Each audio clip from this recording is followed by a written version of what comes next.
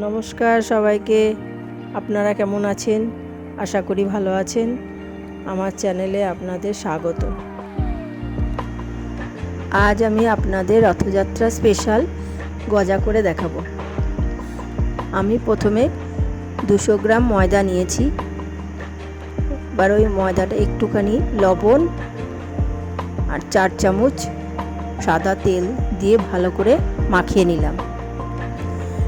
বা দেখতে হবে যে ময়দাটা দলা দলা হচ্ছে কিনা। দিয়ে এবার অল্প জল দিয়ে আমি ওটাকে ভালো করে শক্ত করে মেখে রাখলাম 10 মিনিট। এবার অন্যদিকে একটা পাত্রে আমি 1 কাপ জল আর 2 কাপ চিনি দিয়ে রসটা করে নিলাম। ওর মধ্যে দিয়ে দিলাম 2টো এলাচ ফাটিয়ে। 10 মিনিট পর ওই ময়দাটা এবার ভালো করে তেল দিয়ে ঠেসে নিলাম। ওর থেকে এবার 8টা নিচি তৈরি করে নিলাম। 8টা নিচি এবার রুটির আকারে পাতলা করে বেলে নিলাম। আমি এখানে কর্নফ্লাওয়ার দিয়ে রুটিগুলোকে বেলে নিয়েছি।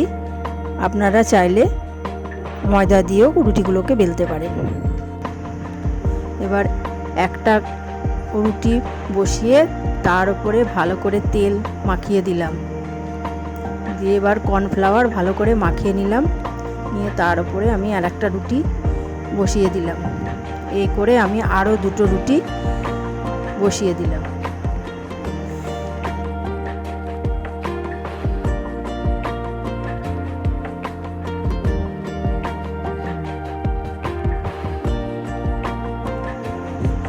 এবার আমি রুটিগুলোকে রোল করে নিলাম। রোল করার পর যাতে খুলে না যায় তার জন্য আমি একটু জল দিয়ে আটকে দিলাম। দিয়ে টুকরো করে করে কেটে দিলাম।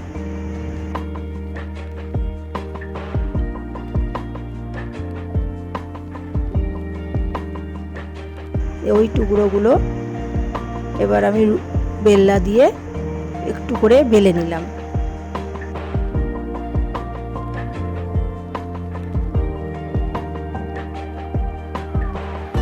এবার কড়াইয়ে সাদা তেল বসিয়ে দিলাম।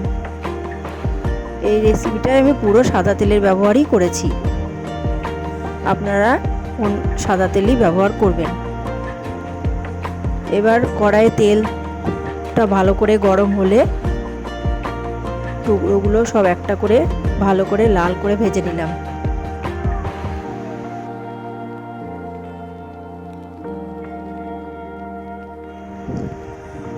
টুকরোগুলো ভালো করে ভেজে নিয়ে পাশে তৈরি করা রসে দিয়ে দিলাম। এবার ভালো করে রসে ভিজে গেলে কিছুক্ষণ পর আমি এটা তুলে নিলাম। এইভাবে তৈরি হয়ে গেল আমার রথযাত্রা স্পেশাল গজা।